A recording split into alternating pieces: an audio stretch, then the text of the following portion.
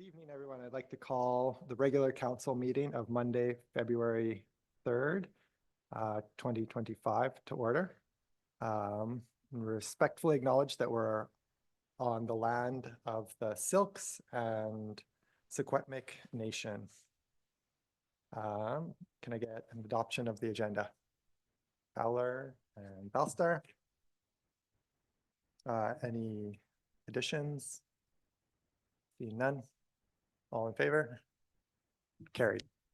And adoption of the minutes dated January 13th, 2025 from the regular council meeting. Councillor Todd, Councillor Belstar. Any errors or omissions? Seeing none. All in favor? Carried. I'd like to start this evening by welcoming the Vernon North Okanagan RCMP for their fourth quarter report.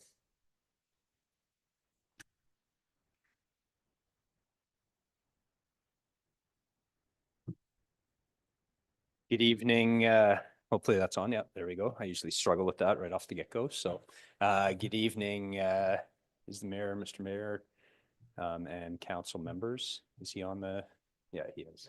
Okay. Yeah. Good evening, everyone. Thank you very much for having us here to present the fourth quarter report. I've also brought Sergeant Tori Roe-Mailer, who is our acting rural commander out here in the rural area. He's just filling in for a long-term leave of absence right now in one of our positions. Tori is a longtime Vernon North Okanagan detachment member for many years. So we're very thankful to have him in the position that he's in. He lives in the community and knows well the rural communities. He's also policed in Vernon and done lots of other policing as well in the Lower Mainland. I'll give the microphone to Tori before I go through the report. But yeah, thrilled to have him in the position that he's in. So there you go, Tori.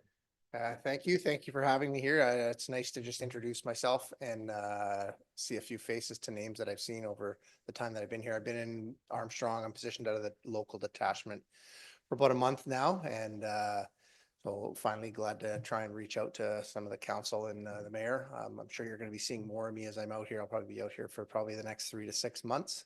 I've got a background mostly in operations, a lot of tactical knowledge, ERT and that kind of work. So that's kind of my background here, but really excited to work with the team, and I can assure you got a great bunch of officers who are really excited to work out here in Armstrong and Enderby area. So thank you. Is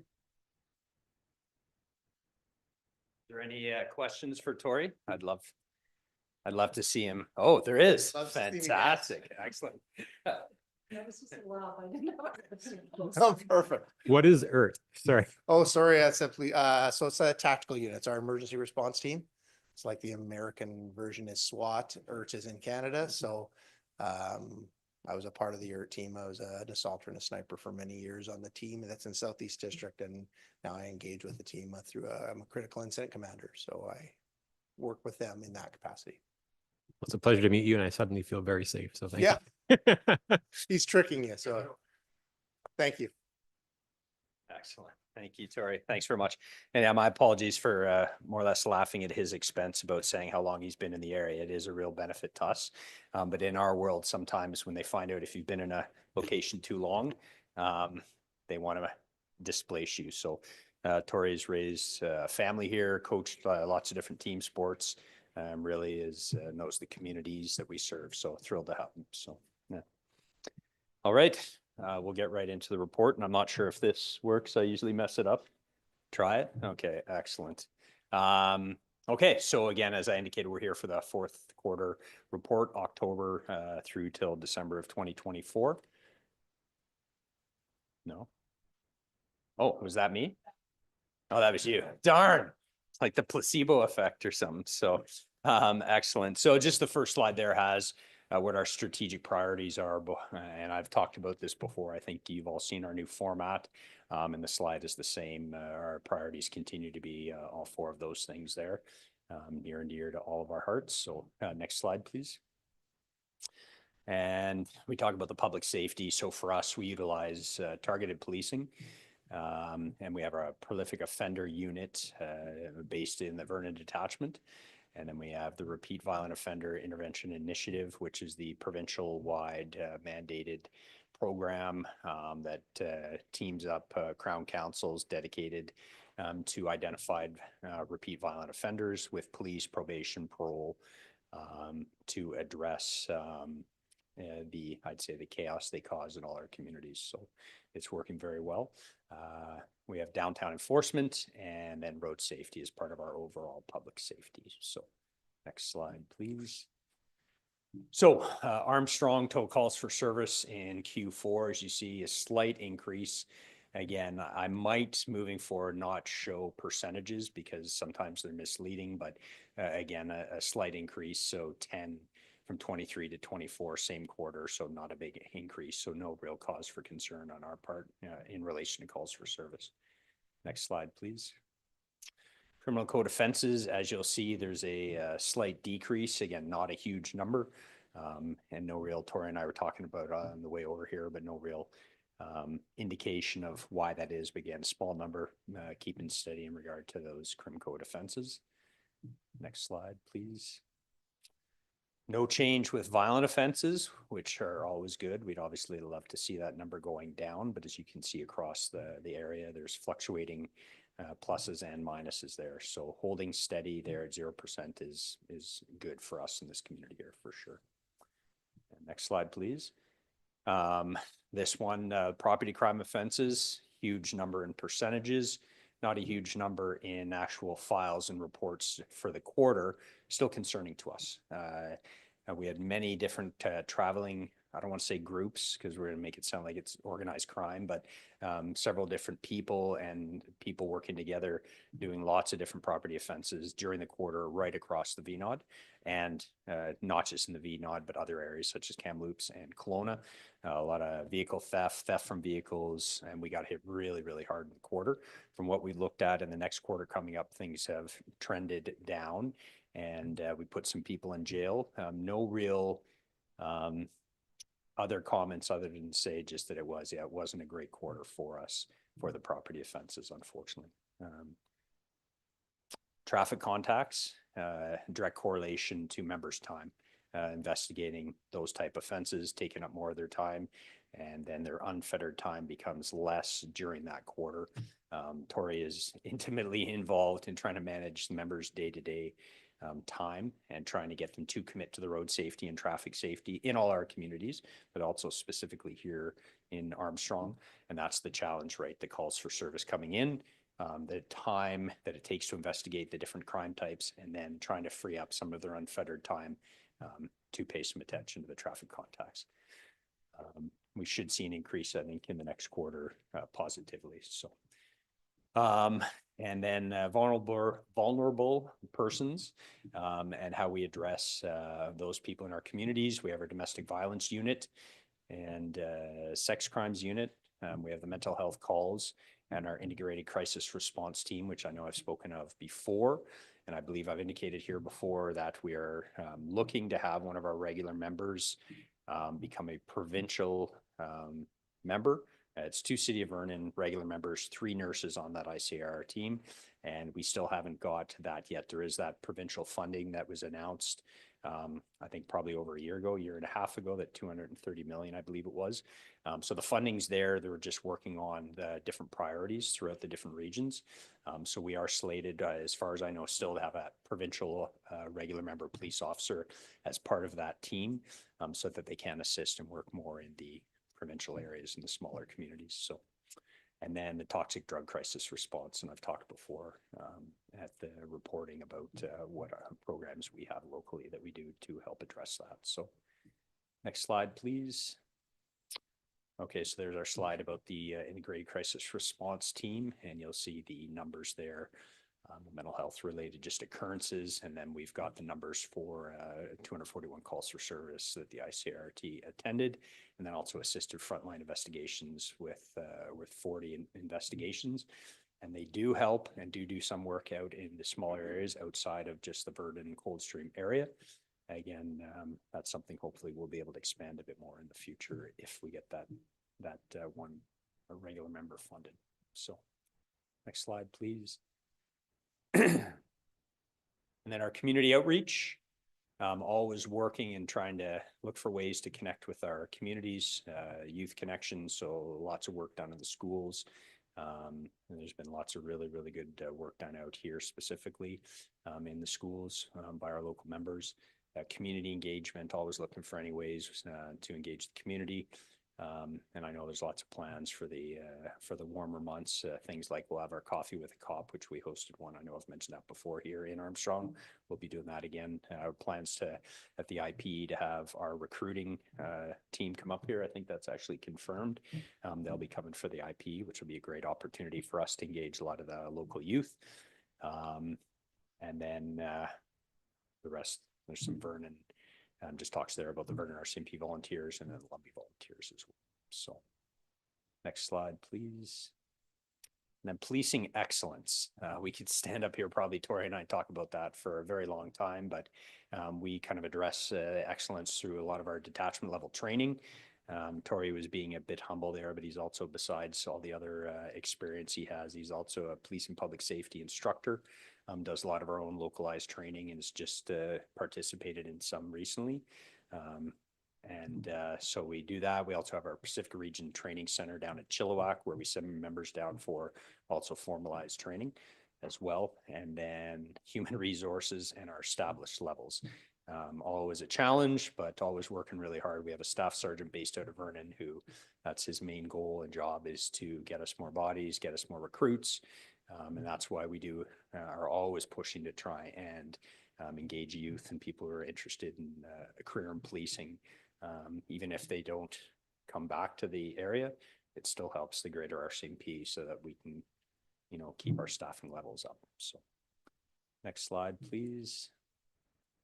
Yeah, it's got our mission, vision, and values. I won't go through those. And I think that is the last slide, except for thank you for your continued support. So Thank you very much. Really appreciate you guys taking the time to come out here and present to us. It's always interesting to see what's going on. I'm glad that you highlighted the increase in property crime and then the decrease in traffic interactions. And I was wondering if those were connected, so you highlighted that. Question I had for you was, can you give us a couple examples of what your local training is? I think we see I don't know, lots of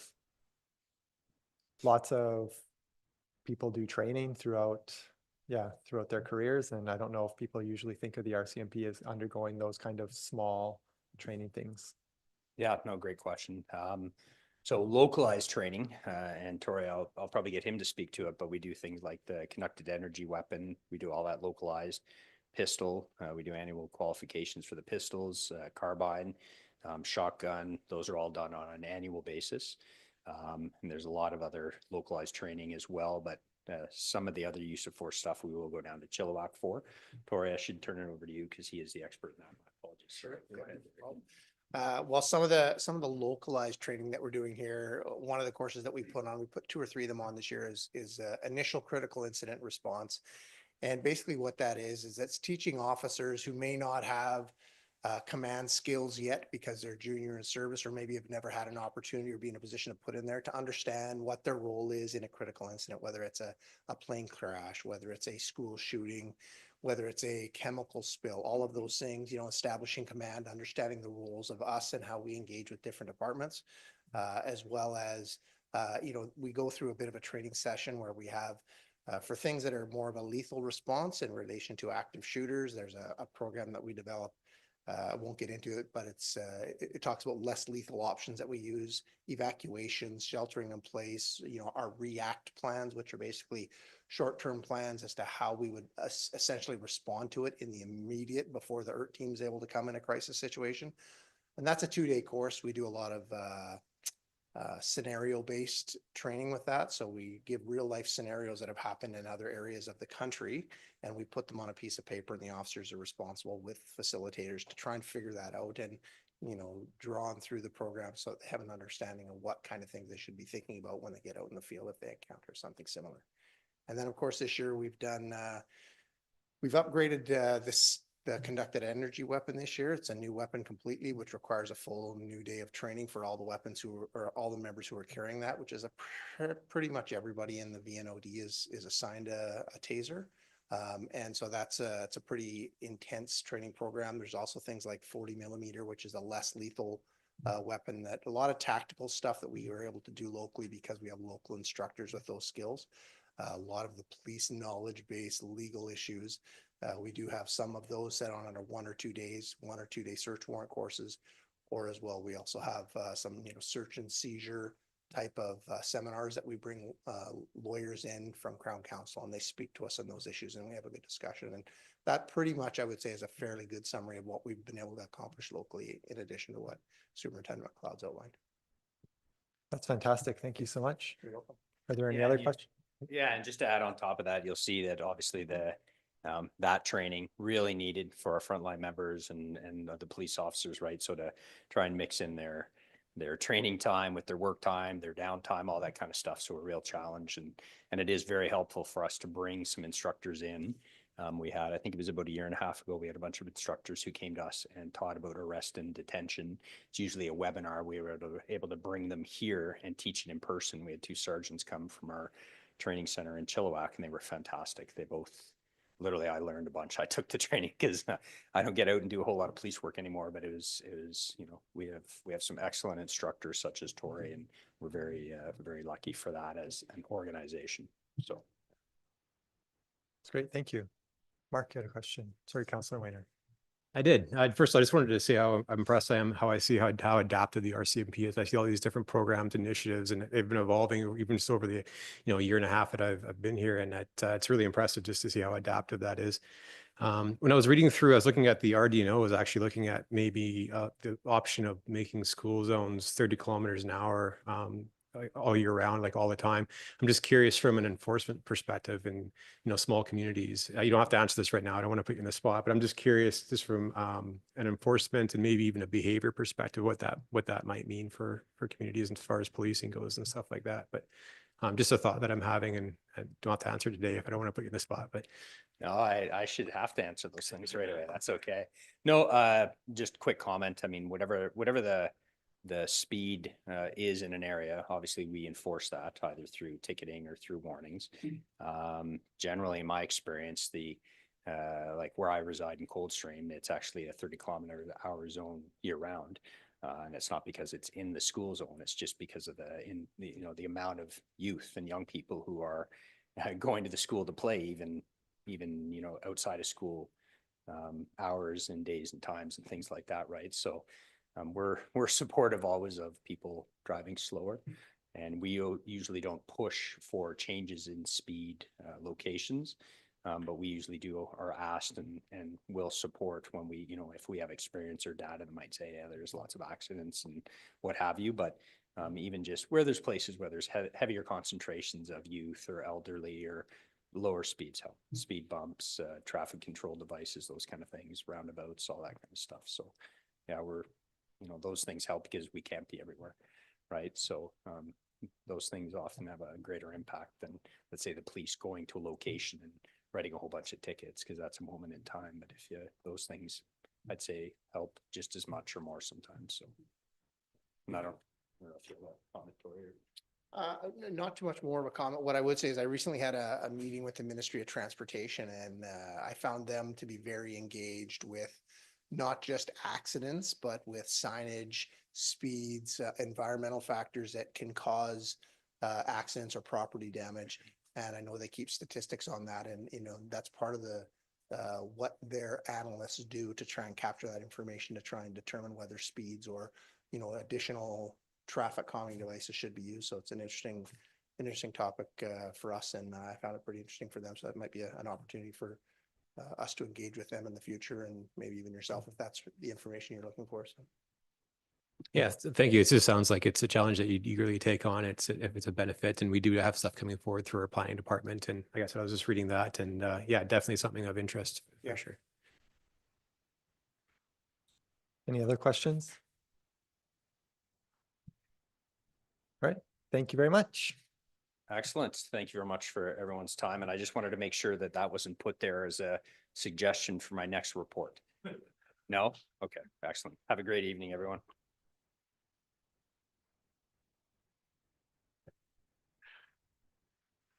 Perfect. Next up, we have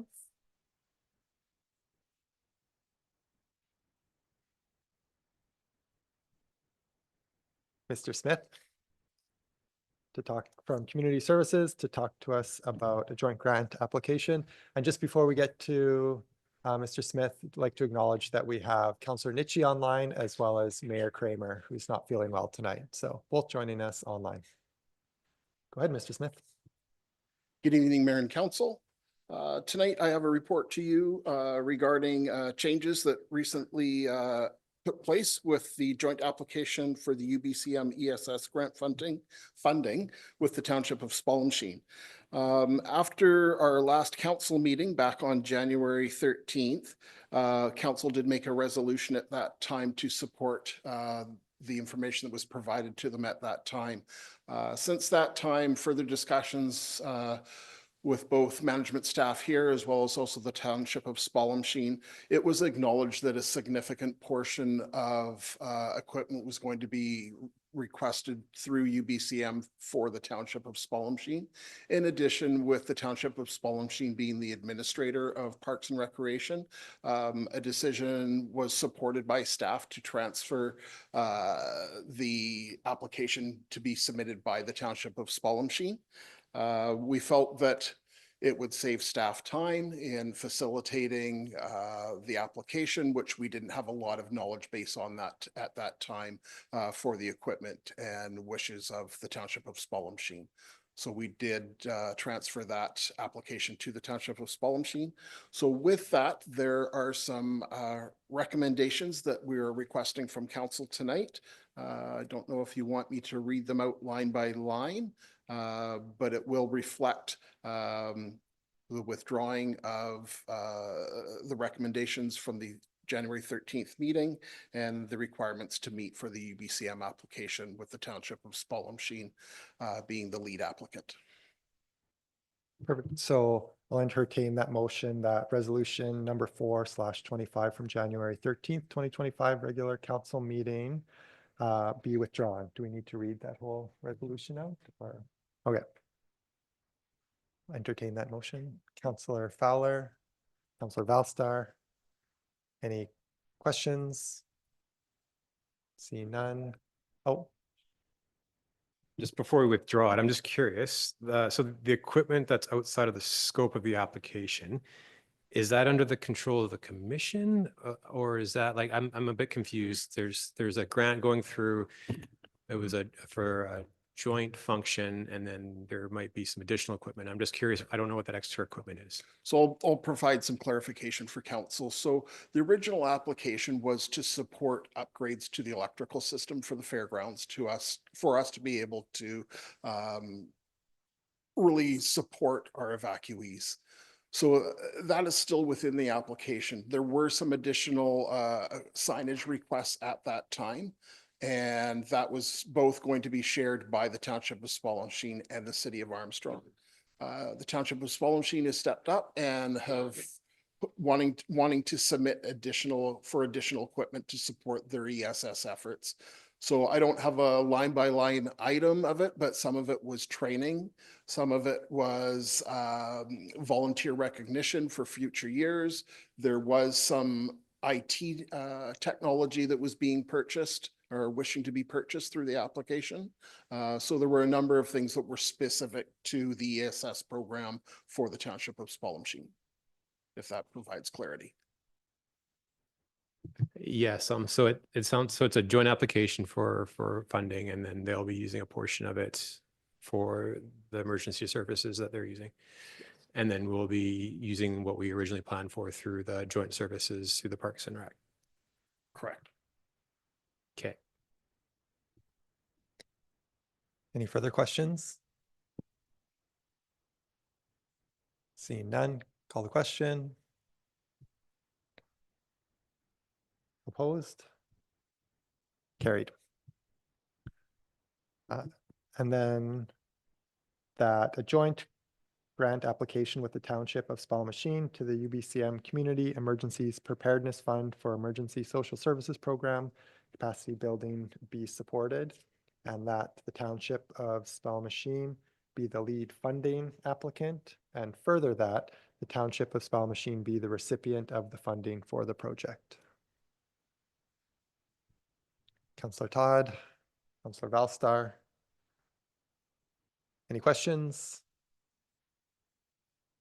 Call the question, all in favor? Carried unanimous.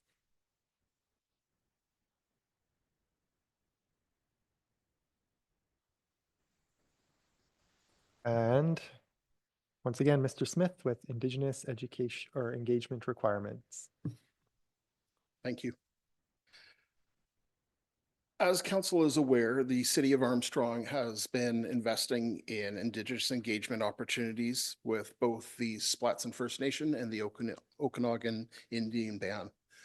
In addition, we have received provincial funding in the amount of $40,000 to go towards Indigenous engagement.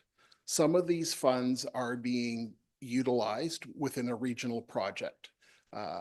We had representatives from both CAOs from all of the local communities within the North Okanagan, as well as emergency program coordinators come together. And we felt it would be in the best interest to support our two Indigenous, to support the two Indigenous communities by bringing all of those funds together and to facilitate an opportunity as one unit, as one large community, opposed to dealing with 7 separate individual communities to create and ultimately to create less of a burden and draw down on resources for our two bands. In addition, the city of Armstrong, through this process over the past year, had looked at opportunities that we wanted to enhance opportunities within house, is also to provide immediate opportunities for both mayor and council, as well as also staff. Part of those initiatives in looking at specific opportunities for the city of Armstrong were to look at cultural training or further cultural training for both staff and council. And then also to look at hosting an inter-community emergency management engagement session with both Indigenous communities. So out of that $40,000, we have committed $33,800 to the North Okanagan Consultant Collective. And then in addition, we were wanting to take the $4,200 and invest that in further staff training and council training. And lastly, we wanted to withhold $2,000 that would go towards the inter-community engagement opportunity session. If council chooses and supports that opportunity, we would also like mayor and council to reach out personally to both chief and council of both bands to create a great engagement opportunity and to start a conversation.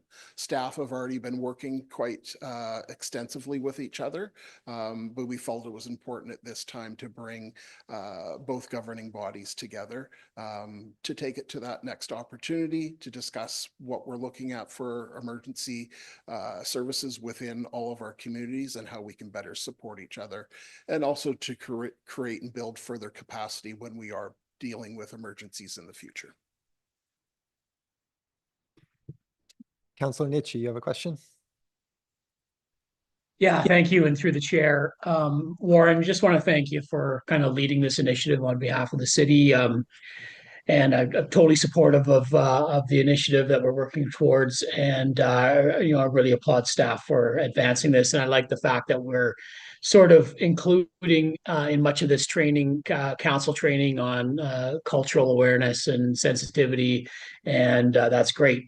So I'm 100% in support of the recommendation. But what I'm wondering is if the further discussion needs to happen with council regarding the potential for a reconciliation action plan that might not just be so focused on the emergency management piece of it, but all the other components that go into reconciliation and the calls to action and UNDRIP, et cetera. So, for now, I'm just happy to support this one and we move on, but I just think that we should have a conversation as a council about opportunities for an actual reconciliation action plan for the city and starting to advance an initiative like that that's a little bit more broader in scope than just on emergency management. Something to think about.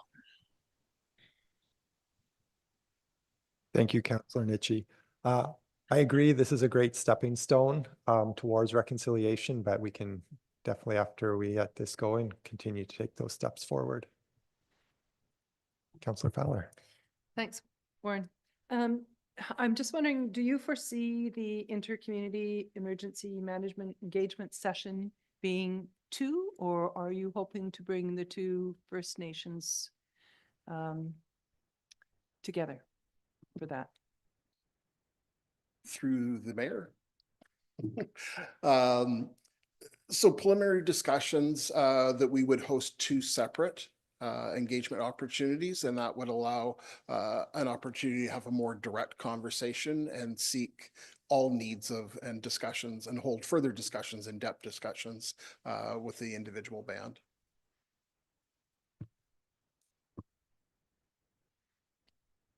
Any other questions?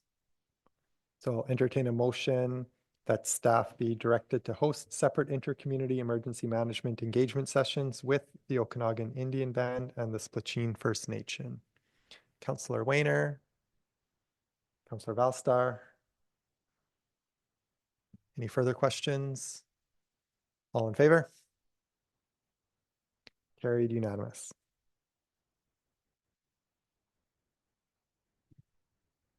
Thank you, Mr. Smith. And now call on Ms. Cordell.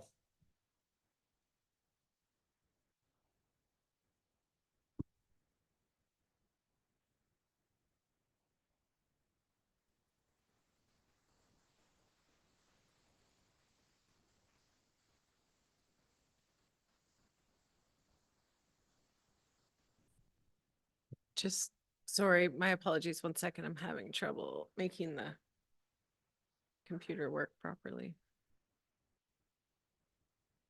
There we go.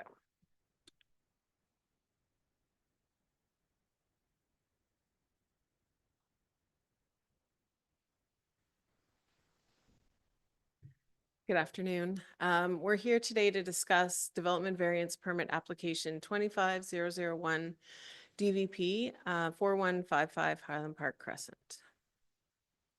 The reason that we're here is that as required in the Local Government Act, the city has defined procedures to address a development application. And in this case, a development variance application. A development variance permit can vary a bunch of things, but they can't vary density or rental tenure or floodplain specifications, which are not the subject of our discussion today. Quick background. In this application, the applicant would like to have a 3rd dwelling unit on their property within the existing, well, partially existing building that is being in the process of being constructed right now. This application was brought before council previously for variances to support the construction of that residence with 1 additional dwelling unit in it, so 2 dwelling units. Council previously varied the parking requirement and the setbacks, as well as allowing the roof to overhang in the easement. What they're asking for today is that they are required to provide 4 spots for the 2 units and 1 spot for the lower unit. They'd like to be able to provide 1 spot for each unit in the garage and then 1 tandem spot for each unit in the driveway, but the driveway isn't deep enough. So the only really half the cars would be on the driveway, half would be in the right of way. So that's the request we're considering today. The applicant has provided lengthy rationale, which was outlined in your council report in more detail. I've kind of summarized it here. Basically, they're expressing a feeling that this is a reasonable variance request. There would be 2 stalls for each unit. Our numbers are higher than the city of Vernon for parking space, so they're rationalizing that that is a reason also to reduce it. By splitting the main unit into 2 units, it provides for more density and more affordable housing in the community, which it definitely does. I thought I had 2 slides of that. My apologies. This is the subject property here. It's on the near the end of Highland Park Crescent. So there's one more house and then it's the city boundary past that. This house is very constrained on the building site by 2 easements that kind of wrap around the house, which is why it had, and a very, very steep slope. So it had to be positioned very carefully. This shows the dwelling unit. So from the front, you can see that it just looks like a single story, but from the back, you can see the 3 stories. Each story would be a separate unit under this configuration. And you can see they've got vehicles parked in the front to show how that parking would look. In this diagram, you can see where the property line is. And so it's not quite even half, I would say, of the vehicle would be on the property. This gray spot here is the previous allocation that council gave them to allow the suite to park on the right of way. So we referred this application out. There were no concerns from the fire protection officer or the building official with the variance. The chief building bylaw officer did note that we've had complaints in this area generally with parking, winter maintenance, snow storage. The roadway ends here.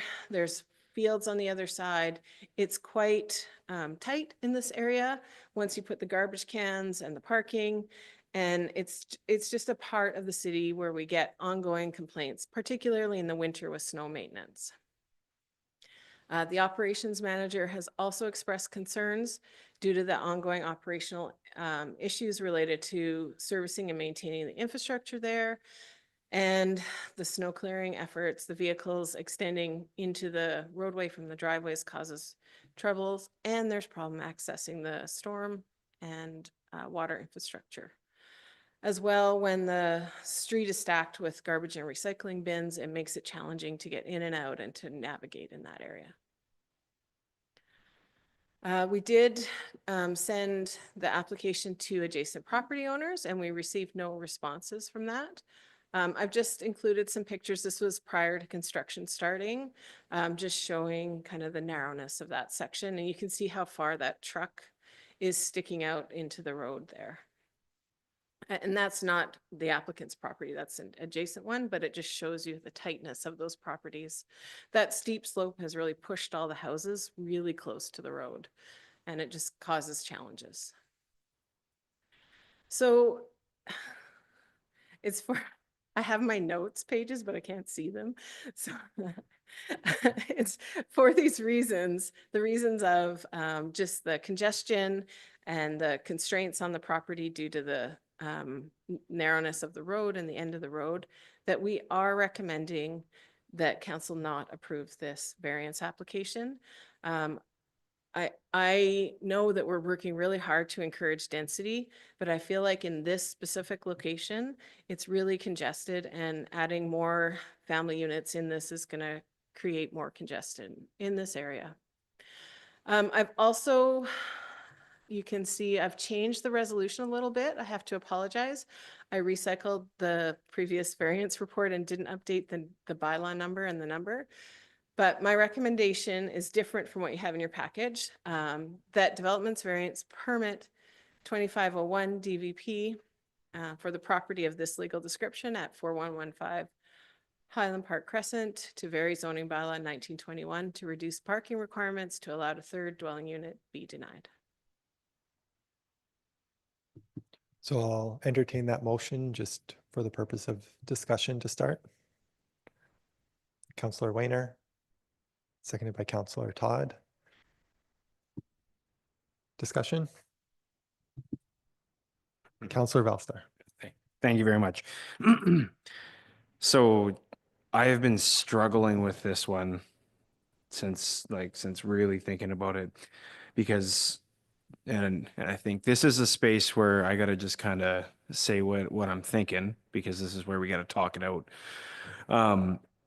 Is since the new legislation came out, where we can densify single family dwelling lots, this is the first kind of, you know, threeplex type thing that we're putting on one of these spaces.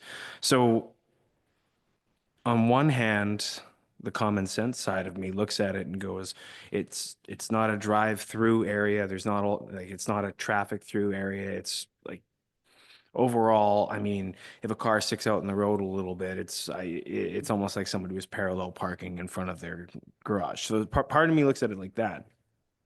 The other part of me looks at it and goes, well, if we say yes to here,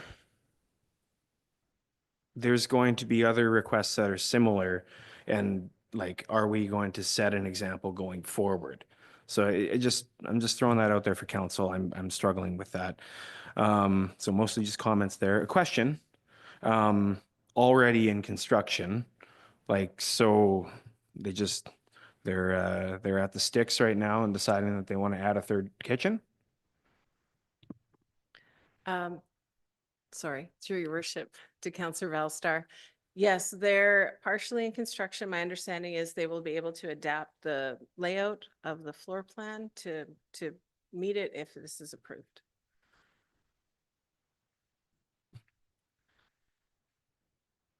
Okay. Yeah, no further comment at this time. Councillor Todd. I'm of the same kind of mindset as Councillor Valstar. I'm a bit on both sides of the fence here. If we don't give them the third dwelling, they'll have two dwellings. It'll be a big two dwellings, so they could just put a bunch of people into that. It would be like a third dwelling, correct? If it's going to be, say there's 6 bedrooms altogether and 3 dwellings. So you would have one dwelling with 2 dwellings and one dwelling with 4 bedrooms, still 6 people. It's still that amount of people. And I just wonder, like, I'm not for this or against it at the moment, but I'm just wondering, again, I drove up there today in the snow and it's close, it's tight. And you get 2 pickup trucks and a van or something, we can't tell them what to drive. Yeah, I'm just listening now. Councillor Nietzsche. Yeah, thank you. And through the chair, I'm just wondering, looking at the motion, it's a negative motion, and I'm wondering if the motion should be amended to allow a third dwelling, period, because then we're voting on whether we approve it or not approve it. I'm just reaching out to Philippa, perhaps from the corporate officer perspective. I'm just thinking, it's confusing the way we're being asked to. Are we being asked to approve this or not approve this? So I think that the motion should read to approve this, and then we can either say yes or no to it. It's like a negative motion.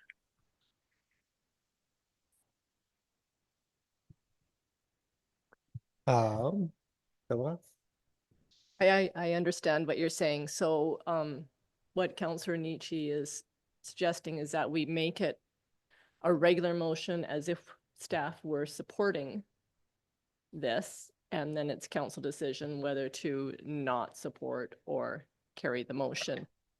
So one of the reasons that we did it this way is, one, staff is not recommending it at all. Lori? The other concern that I would have with that is potentially we would put conditions on an approval. So I would suggest that if council is going to approve it, that maybe we bring it back to staff to make sure that if there are any conditions that we set those. I haven't considered that option. Councillor Nietzsche, is your hand still up from before? Or do you have Yeah, if I could have just a follow up. Okay, so that's that. I understand the rationale there. So if we vote in favor of the recommendation not to approve, I think that's what we're doing here, or are we against it? And if we're against the motion, then we're sending it back to staff for further investigation. Is that clear, Lori? That through the chair to Councillor Nietzsche, that would be my request. Yeah. Okay. So my thought pattern, similar to Councillor Balstar and Councillor Todd, I was originally I agree that there's some challenges up there in terms of tightness, but your photograph actually, Lori, kind of suggests that the practice up there already is to permit existing dwellings to park kind of half on, half off their property. So it's occurring already. I think that if there's only two residences on this development, they're still going to have visitors. They're still going to have people there. I think we're still going to end up with the same issue, right? I just don't see. I think the challenge is just the logistics of the lot, where it's located. It's and the proximity of the dwelling to the road just doesn't permit a lot of room for additional on-site parking. So I'm not sure in practicality if saying no to this development is not going to, we're still going to see people that are going to be parking half on, half off up there when they have visitors, etc. So in that case, it would make sense to add another dwelling unit to the property, because then we have another housing unit in the community. So I'm kind of grappling with that, but I'd like to hear what other councillors have to say. Further questions? Just want to make sure we're clear that this motion is going ahead, that we did, it's perfectly legit, Philippa. Okay, so I'm going to motion stays on the table then. That's correct. Councillor Todd. Just to be clear, for me, if we pass it, does that set a precedent throughout the community, or is everything on an individual level? Okay, that's fine. Perfect. Thank you. Can we, yeah, could I address, yeah, or do you want, yeah, I just think we should address that on the microphone for people who are listening. Yes, each variance is considered on its own individual merits.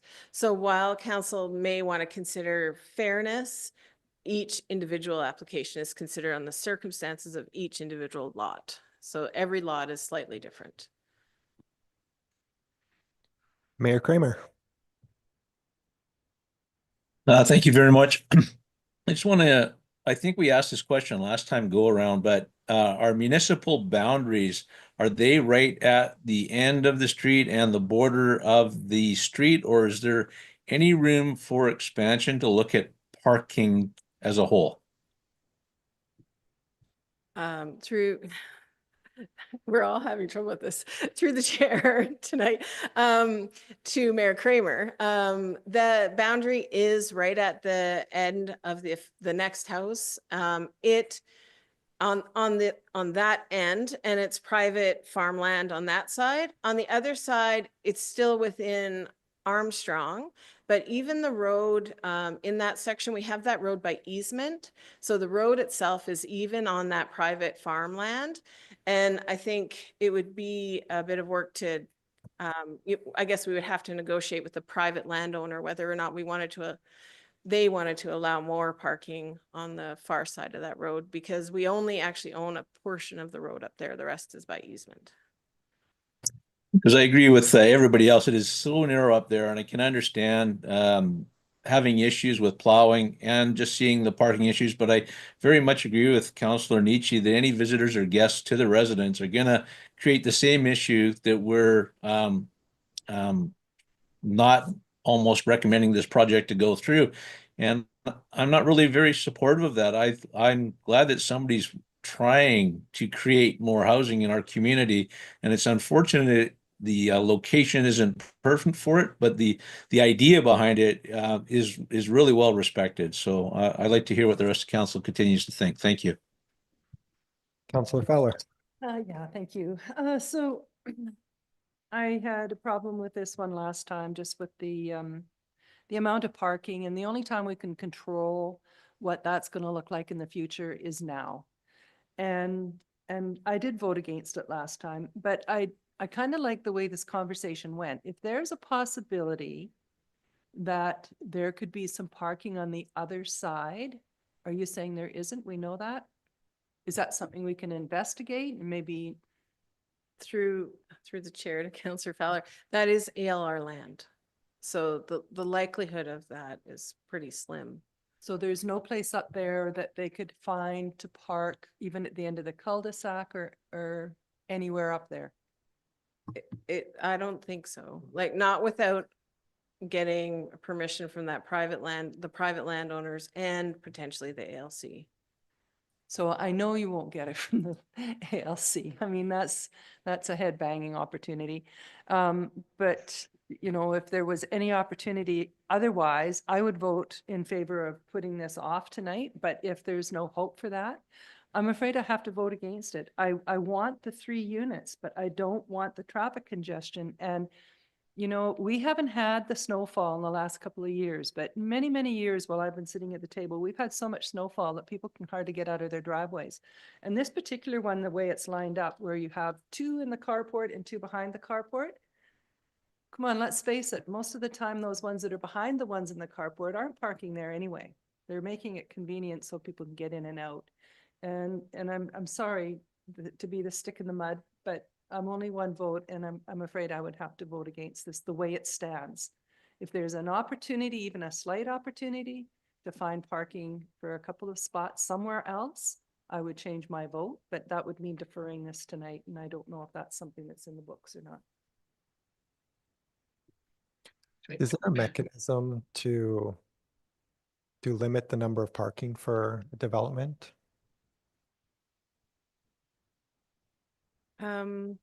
In terms of like where they can park on the street, or how many parking stalls maximum they can have on their property? Can you elaborate a little bit? Yeah, I guess I'm kind of answering my own question. It would be limiting the number of vehicles that owners of the, like, for parking purposes. I mean, through the chair, we definitely could have that as a requirement on the variance permit, but enforcing it would be very, very, very challenging, I think, and almost impossible, because you would have to monitor constantly to understand it. So yeah, I wouldn't recommend that. Councillor Valstar. Thank you. I was just thinking about the snow clearing part of the challenge of that.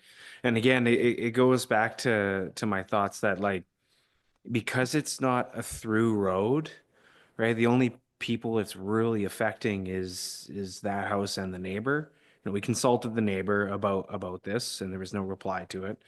And yeah, so there is that aspect to it too. And the second part of that I wanted to say is, Councillor Todd brought up, like, there's going to be the same number of bedrooms in the place, whether there's 3 units or 2. So there's likely going to be potentially a similar number of people in the building, regardless of how we split it up, if we decide to have one bigger unit in a dwelling, in a suite, or 3 separate dwelling units. So we are in much of need of this type of housing in our community. And yeah, I'm still struggling with it. Councillor Nietzsche.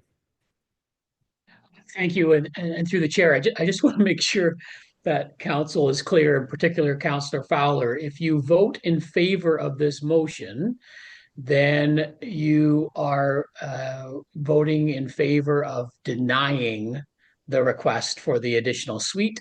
And if you vote against this motion, then you are voting, actually, I'm confusing myself now.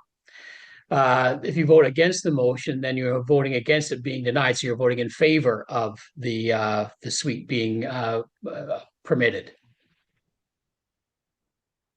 I just want to make sure everybody's clear before we vote. Thank you, Councillor Nietzsche. Councillor Wayner. Thank you. I've been struggling with it, looking at it as well quite extensively. I drove up there, spent some time up there, read through the reports and listening to the comments tonight. And I'm hearing about, the number of bedrooms. And to me, the number of bedrooms don't necessarily equal vehicles, right? So if you have, our typical household has, what, 2 residents in it, 3 residents on average. And a lot of these 4 bedrooms, whatever, may have young children with them. They may turn into vehicles, but a lot of them, to me, doesn't equal the same number of vehicles. So I don't see it that way. The snow clearing for me is a concern. Access to the other amenities is a concern. I'm reading through here, seeing that there are already bylaw issues, I guess, up there. I can't think of a better way to word that. But so unfortunately, I'm going to be voting in favor of this. And And agreeing with Council. Councillor Todd. Just for my clarification, Highland Park Crescent, is that not City Street? That one that runs across to Highland Park Road, that stretch there? Through the chair, it is a city street and we Right. maintain it, but we don't own it. So, All but of couldn't it. people park on it? They can park on the street if there's space, but there isn't much space because there's not a big wide shoulder But there. It's still parking though, right? Correct? It's not illegal and they could park there if they wished. That's Overnight. My right? understanding. Yeah. Yeah. Not in the winter. I think in the winter, I think it's a concern. Okay, Warren, you. Councillor Just- or Mr. Smith. Thank you. Just to provide clarification, if traffic is obstructed and you don't provide free clearance for traffic to flow both ways, then it would be considered obstructing traffic. Okay. So if you have vehicles parked, for example, on either side, traffic would be obstructed in this case. Okay, well, yeah, I can understand that, but if it's two cars from one house spread out over 2 blocks, if that was the deal they had to do to make sure they could park without blocking the road, and that, to me, that would be a solution, but I understand your point for sure. But it's not like, we're not putting a 4-unit apartment building up there. It's just an extra suite with a couple of bedrooms, in my opinion.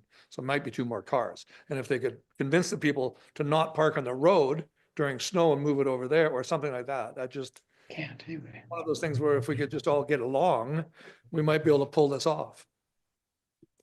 Councillor Nietzsche. Thank you. And through the chair, I've really appreciated the discussion from and the recommendations from staff and from council. I think heading into this, I was supporting staff recommendation, and I think I will still support staff recommendation. Although I'm really sympathetic to trying to create new housing opportunities within the community, I also think that we can't, pound a square peg into a round hole. And on this particular lot, it just has too many challenges associated with it and has an area that it may not just fit. So I will be supporting the recommendation that the request be denied. Okay, I'm going to chime in here for myself.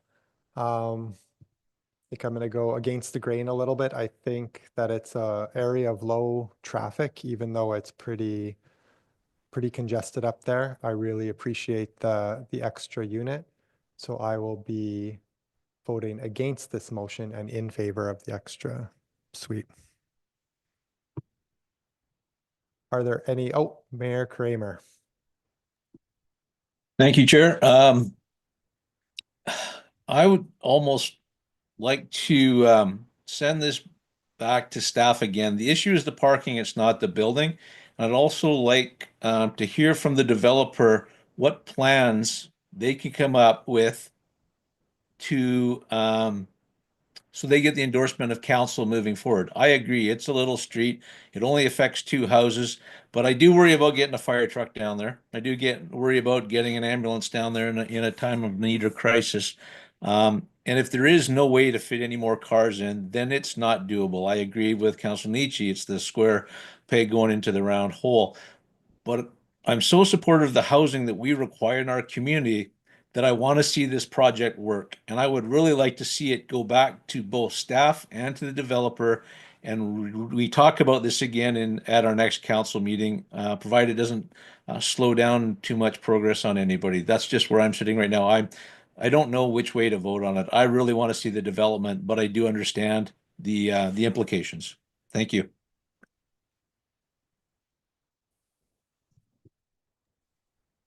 So where do we go from here? So is there a motion to defer perhaps?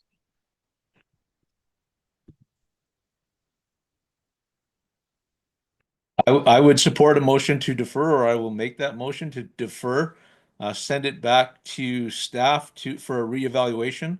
I'd really like to see what the next door neighbors say because we sent them something, they didn't participate. I'd like to give them one more opportunity to have their voice heard. And I'd like to hear what the development proposals could change to how they see us addressing the parking issues. I'd second the motion to defer. Would would we be able to vote on the motion? And then if there's, so if it's not denied, then the condition is to send it back to staff and the developer to come up with an extra plan for the parking? Which is kind of like a deferral, except we're voting on the motion that's on the floor.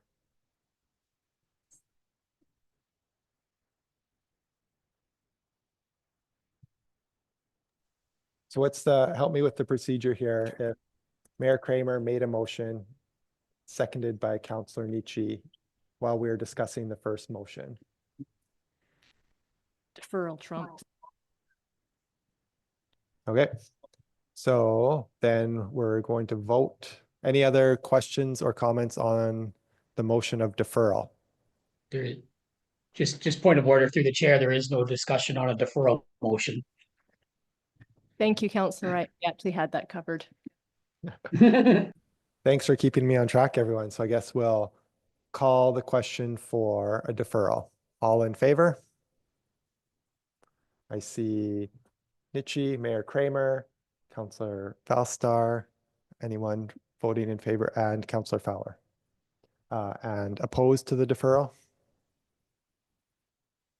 Myself and Todd and Wayner. Carried.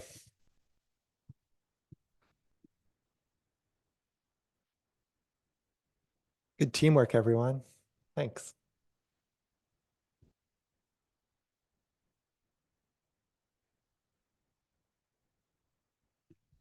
Okay, next on the agenda is our 2025 to 2029 financial plan bylaw 1933-2025. This bylaw has been before council through discussion and the first 3 readings, and now we're just going to make a motion for adoption so that the 2025 to 2029 financial plan bylaw 1933-2025 be adopted. Councillor Wayner, Councillor Todd, any questions or comments? Call the question. All in favor? Carried unanimous. And then correspondence from RDNO, board highlights. Do you have any highlights for us from the highlights, Councillor Fowler? No, I think that, well, I have, if anyone wants to ask any questions, I don't need to go over them. They're already there. And if there are any questions, I do also have that we had just a summary of what was going on. We had 4 meetings this last couple of weeks, 3 weeks, Regional District Board, Sterile Insect Release, Hospital Board in Salmon Arm, and a special GBAC meeting talking about the Cultural Center. So that's a bit of a summary, but if there's any questions, I'm happy to answer. The Sterile Insect Release and the Hospital Board will be coming out with their highlights. At that point, they will come on, and at that point, if there's questions, I'll answer them. Perfect. Thank you very much. Under new business, committee report from Councillor Valstar for Parks and Rec. Yeah, I'll keep it fairly short and sweet here. We did a flip-flop of the chair and vice chair. So Councillor Casson is the chair of Parks and Rec now, and I am the vice chair. The transition of management is still in progress to the Township of Spalmachine. I think they're doing a pretty good job. Yeah. There's a commission research group set up to help with the renewal of the IPE contract. And then just to explain this part here on the external contractors for the pool, we put out a request to see if we can get a private contractor to run the pool for us. And there was no activity, so we increased the deadline by 10 days. And from what I understand, there is still no activity on that. So the next steps are in progress. And then commission dates. And if there's any questions, happy to answer. Councillor Wayner. Thank you, Chair. I don't want to put you on the spot tonight. I just, but maybe I can ask a question, maybe if you can look into the swimming lessons for the schools. So to give you a bit of context, for a long time, the schools used to get about a week, maybe 2 weeks of swimming lessons as part of the school. The elementary schools would go in and get a week or 2 weeks worth of swimming lessons. I don't know if they paid for them or if they were free. I can't comment on that. That happened for decades. And I'm told about I think it was 4 years ago before our term, those stopped. And so I've had parents asking me about it, and I've actually had teachers comment that they're noticing when they do the triathlon that fewer and fewer children can actually swim. And for a lot of children, this is the only swimming lessons that they get. And now that we have Vernon with the extra rates and harder to get in, I'm just wondering if that's something that might be able to be looked at some point, but it's maybe just understanding why that changed. Councillor Bellstar. I've got it written down. That's the only time I ever learned how to swim was in school, so that's very important to me as well. Thank you. Any further questions for Councillor Bellstar? Next on the agenda is Armstrong Small Machine Parks and Rec work truck being referred from the January 21st commission meeting. Do you want to speak to this as well, Councillor Bellstar, or? Nope. Okay, so the motion is that the Armstrong Small Machine Parks and Rec Commission recommends to the committee, or that was their motion, recommends to the committee that the City of Armstrong and Township Small Machine authorize amending the Armstrong Small Machine Parks and Rec budget to provide additional funding in the amount of 40,000, that's 20,000 per community, for the replacement of a 1-ton work truck with the dump box.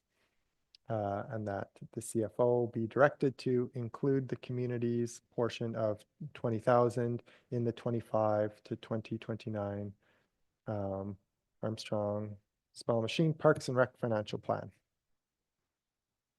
So can make the motion that 2025 Armstrong Small Machine Parks and Rec budget be amended for the replacement of a 1-ton work truck with dump box, and that the City of Armstrong's $20,000 proportionate share be funded by the Parks and Rec Reserve. Entertain that motion. Okay, Councillor Wayner, Councillor Bellstar. Any questions? It's not, tangent to this, one of the conversations we had at that meeting was comprehensive on the comprehensive insurance on the truck itself, as opposed to just no insurance, whatever it had, minimal. I'm just wondering if we can just follow up on that as we go to make sure that it's properly insured down the road. Would that be something for the commission to request, or? Yeah, okay. Perfect. Oh, Mayor Kramer. Thank you. I'm just curious, in my short time in this world, we don't purchase used fire trucks as a rule, and we don't purchase used municipal vehicles as a rule. What is the rationale looking for a used 1-ton dump box? And looking at the price of vehicles nowadays, I'm not convinced that we're going to find something that's going to make last long enough or do what we need it to do. So I'm really hesitant about purchasing used or older vehicles. And are there other options available? That was my question. Thank you. Yep, Councillor Bellstar. Thank you very much, Deputy Mayor Drapala to Mayor Kramer. Yeah, so staff talked about that, and they've weighed a couple of different options. Their estimation that the last dump box truck that we had was at the time it was worth around $8,000 or something like that. The ones that they're looking for, or that they've priced out, I guess they've tested the market and what they feel for because it's not a lot of kilometers that they put on the vehicle, that the use of the vehicle would be fine for something used, and that buying something new, especially with the mechanical dump box on it, is a very large expense for the benefit. Councillor Fowler. Thank you, Deputy Mayor Drapala. So that's fine and dandy that we're directing our chief financial officer to come up with $20,000 when we've just passed our financial budget. So I'm assuming that he has been brought into this network and has already done that. So you don't have an issue just handing out $20,000. Oops. Thank you. No, I have been consulted, and the Parks and Recreation Reserve, this is the city's reserve, has available funding of approximately 180,000. So there's enough for our share. Councillor Nietzsche.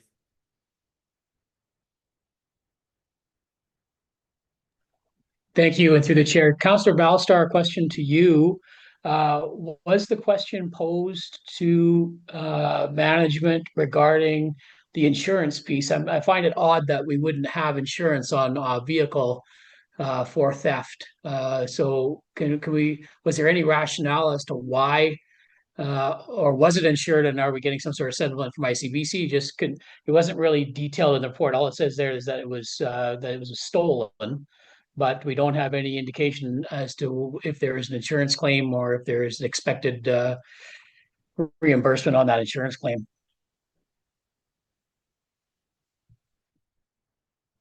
That's a very good question, Councillor Nietzsche.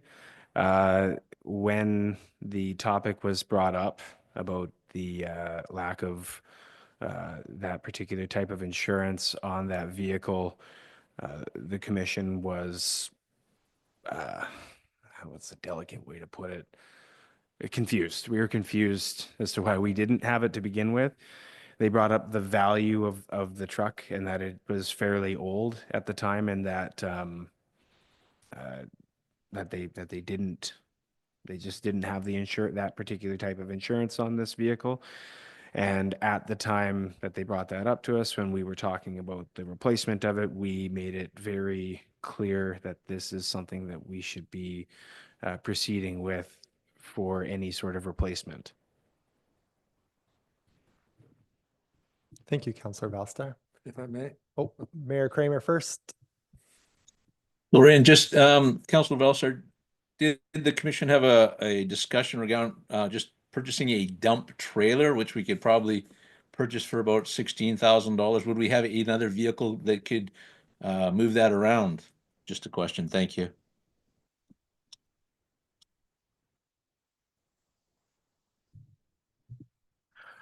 The topic of a dump trailer was not brought up, but it might be just it might be just a remedy of this is how they've always done it, and that they've always had a truck with the dump on it as opposed to a dump trailer.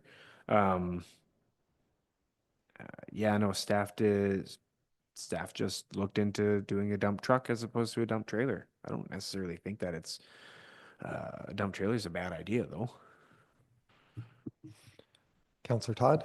If I remember the conversation, Councillor Nietzsche, if I remember the conversation at Parks and Rec, it was a savings from Canland was the reason that the insurance hadn't been purchased. That was my impression.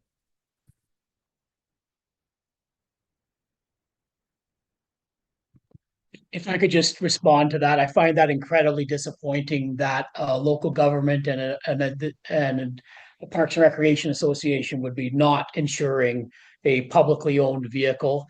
Even though it might have been an older vehicle, it still had value and functionality. And I can't believe that we would cost cut by not purchasing a $300 policy in a year. And now we're having to spend $20,000 to replace a vehicle. Incredibly disappointed in that.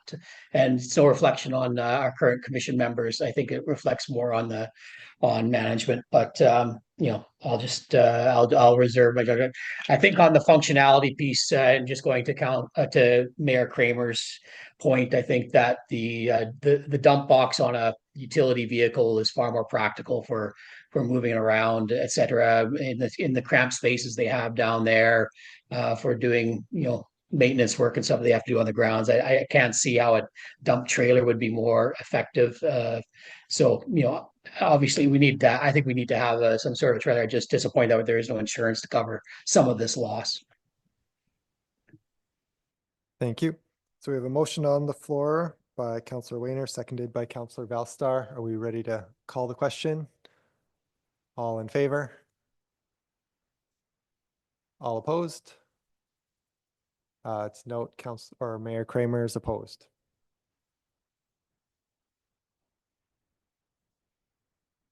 And at this time, I'd like to entertain a motion that we move in camera pursuant to the Community Charter, Section 90.1A, personal information about an identifiable individual who holds or is being considered for a position as an officer, employee, or agent of the municipality or another position appointed by the municipality, C, labor relations or other employee relations, and J, information that is prohibited or information that if it were presented in a document would be prohibited from disclosure under Section 21 of the Freedom of Information and Protection of Privacy Act.